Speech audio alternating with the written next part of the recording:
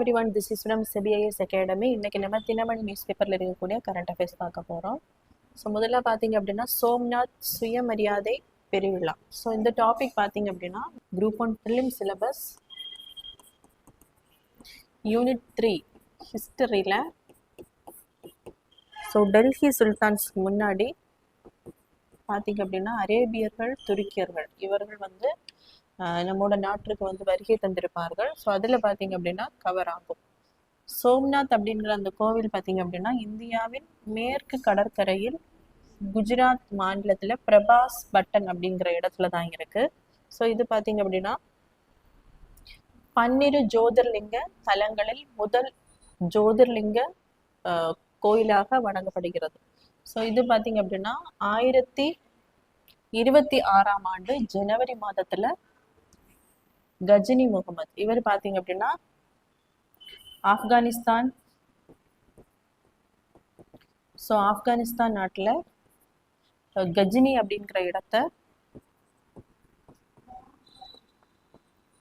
சபுக்திஜின். So இவர் வந்து ஒரு துருக்கிய அடிமை.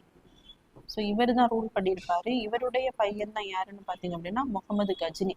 இவர் பார்த்தீங்க அப்படின்னா அந்த செல்வங்களுக்காக இந்தியாவிற்கு வந்து 17 முறை படையெடுத்து வந்திருப்பாரு. ஸோ அதுல முதலாக 1026ஆம் ஆண்டு தான் இந்த சோம்நாத் டெம்பிளுக்கு வந்து அதிக அளவுல வந்து செல்வத்தை வந்து அதிக அளவு செல்வத்தை வந்து இங்கிருந்து எடுத்துட்டு போயிருப்பாரு. ஸோ இது பார்த்தீங்க அப்படின்னா 1947ஆம் ஆண்டு பட்டேல் அவர்கள் தீபாவளி டைம்ல பாத்தீங்கன்னா ஒரு பயணம் வந்து மேற்கொண்டிருப்பாரு. அந்த டைம்ல தான் இந்த சோம்நாத் ஆலயம் வந்து அழிந்திருக்கிறத வந்து பாக்குறாரு. பார்த்து என்ன பண்றாரு அப்படின்னா மீண்டும் இந்த கோவில் வந்து கட்டி எழுப்பப்படும் அப்படின்னு அன்னைக்கு சொல்லியிருப்பாரு. ஸோ அந்த கடமை வந்து சர்தார் வல்லபாய் பட்டேல் தான் அந்த கடமையாக எடுத்து இந்த கோவிலை வந்து கட்டி எழுத்திருப்பாரு.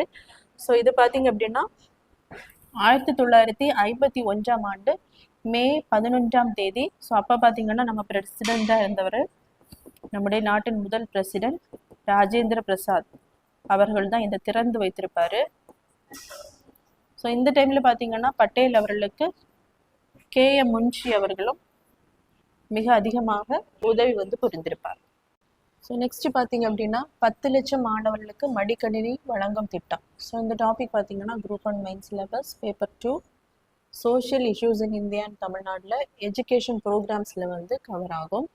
ஸோ உலகம் உங்கள் கையில் அப்படிங்கிற அந்த திட்டத்தின் கீழ் பார்த்தீங்க அப்படின்னா கல்லூரியில் பயிலக்கூடிய மாணவர்களுக்கு 20 லட்சம் மடிக்கணினிகள் தமிழக அரசால் வழங்கப்படுகிறது. ஸோ இந்த ஸ்கீம் பார்த்தீங்க அப்படின்னா எங்க முதலாக தொடங்கி வைக்கப்படுகிறது அப்படின்னு பார்க்கும்போது சென்னையில் இருக்கக்கூடிய நந்தம்பாக்கத்தில் உள்ள சென்னை வர்த்தக மைய வளாகத்துல தான் இந்த திட்டம் வந்து தொடங்கி வைக்கப்படுகிறது. ஸோ யாருக்கெல்லாம்னு பார்க்கும்போது அரசு பொறியியல், கலை மற்றும் அறிவியல், மருத்துவம், விவசாயம், சட்டம், பல வகை தொழில்நுட்ப கல்லூரியில் பயிலக்கூடிய மாணவர்களுக்கு வந்து வழங்கப்படுகிறது.